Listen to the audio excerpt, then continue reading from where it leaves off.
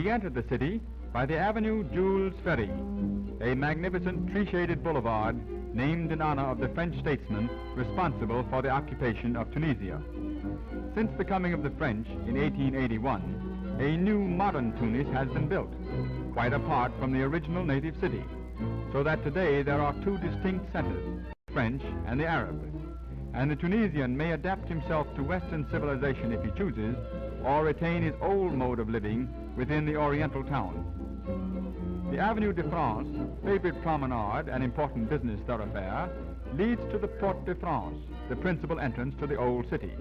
Beyond the gate is the Place de la Bourse, a small square which is the terminus of the two main native thoroughfares. We wander through the native streets of the city that was built largely from the ruins of ancient Carthage and Utica. Graceful minarets rise above the mosques, which are closed to Christians and unbelievers in accordance with the promise made by the French at the time of their invasion. Lay down your arms and we will respect your mosques. Resist us and we will desecrate them. From the palace of the Bey, we look out upon the housetops of Tunis, which at sunset will be crowded with women, as men at this hour remain below, lest they see the uncovered faces of their neighbors' wives.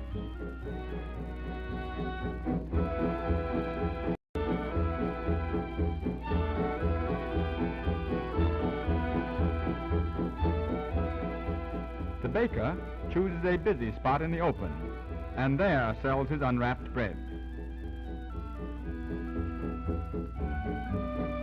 But the sweetmeat maker carries his confections about and sets up shop wherever he finds a customer.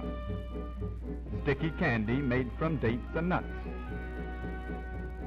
This tiny kitchen is large enough to serve a small restaurant and an open-air cafe. Perhaps the most interesting parts of the Medina are the souks, the roof-covered lanes where artisans make and sell their wares, and merchants display various articles to tempt foreigners. As is the custom of the East, trades generally keep together, a decided advantage to the purchaser who can compare prices and quality of similar articles. The streets are often named after the wares that are sold in them. This is the street of the shoemakers.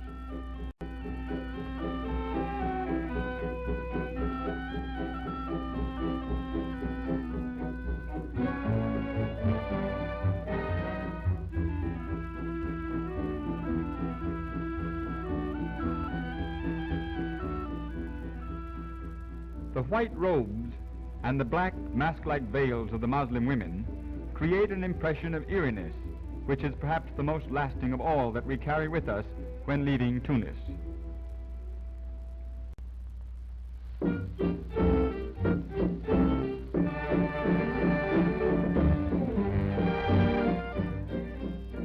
For over 3 centuries, and prior to France's occupancy in 1830, Algiers was the stronghold of those dreaded terrors of the sea, the Barbary pirates, and now is known as the Paris of North Africa. The old Arab city and the French one surrounding it rise directly from the shores of the harbor. Bedouins from the desert wait for a bus to carry them to South Algeria. Fine buildings face the harbor along the boulevards Carnot and République. The Rue de Constantine is but one of the many imposing streets in the European quarter. Along some, arcaded sidewalks have been built, offering shelter from rain or the hot African sun. The mosque Jama el-Jadid in the Place du Gouvernement, like all other mosques in Algiers, may be visited by unbelievers. Buses roll in from everywhere, packed capacity both inside and out. A thriving business is always done, as the Algerians have succumbed to the mad pace of modern motoring, and without caring where they go, will often spend their last franc on a pleasure ride. A sheikh from the desert takes in the sight.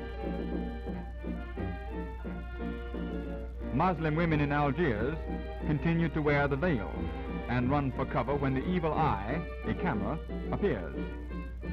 Little equipment is required for the barber's trade. A chair, a razor, and a victim are all that are needed. The barber is also a dentist, as a few of his extractions testify.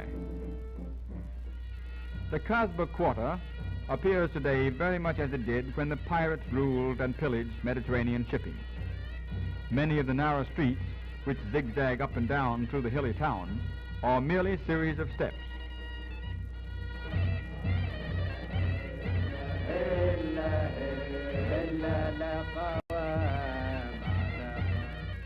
No vehicles can enter the Kasbah quarter, so all trucking must be done with small donkeys.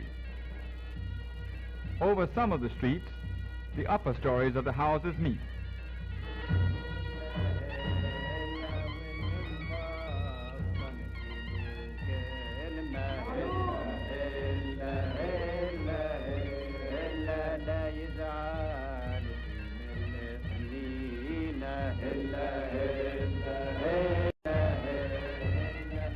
Through these narrow lanes passes a continuous stream of picturesque traffic, almost as unchanged in appearance as this unaltered main portion of old Algiers, the one-time stronghold of the pirates of the Barbary coast.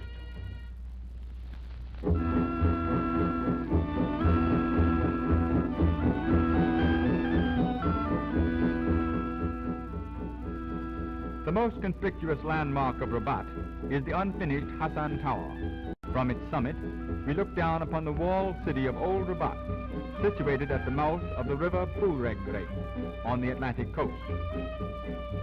Across the river is Saleh, once the principal slave market of Morocco.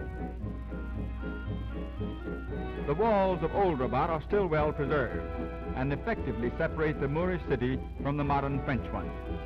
Old Rabat was the key city of Morocco, for many of the caravan routes to and from the interior converged here. The bazaars have long been famous for the great variety of their wares and for the workshops of artisans whose products of leather and wool are known throughout Morocco. Native doctors have no offices, so hold consultations in the busy streets. They are not only doctors but druggists as well, and before them are the medicines, the herbs and charms which are prescribed. The stalls of the merchants are so small that the largest part of their business has to be conducted in the street. A none too appetizing butcher shop. One slightly better.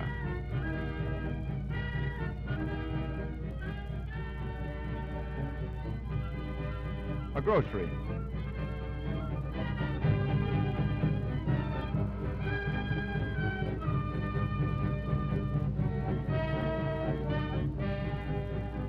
A spice merchant.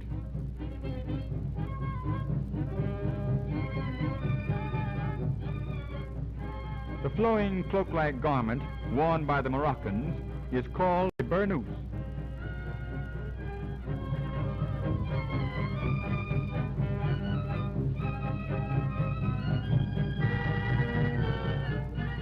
The ancient method of carrying water is still in use.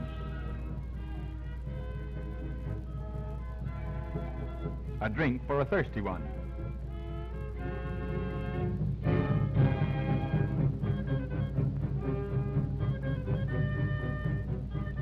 Some of the streets in the bazaars are covered with palm branches or reeds and grass laid upon trellises. Many of the artisans work in these covered souks.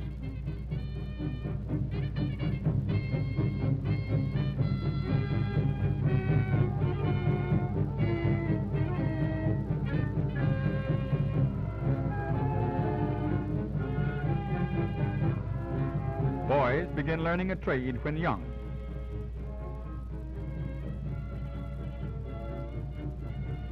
Shifting threads to their masters, the tailors, who work far back in dark shops sewing patterns on burnouses, a style of hairdressing appropriate for the hot weather and also convenient when Allah grabs and pulls them into heaven.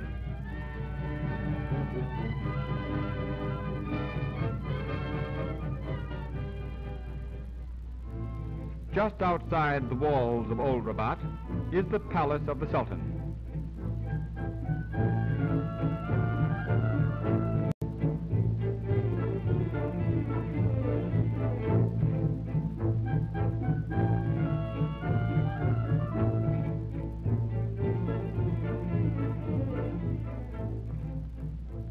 Descendants of the famous black soldiers of the notorious Sultan Mullah Ismail guard the residence of the man who now, under the direction of the French governor, rules the once independent empire of Morocco.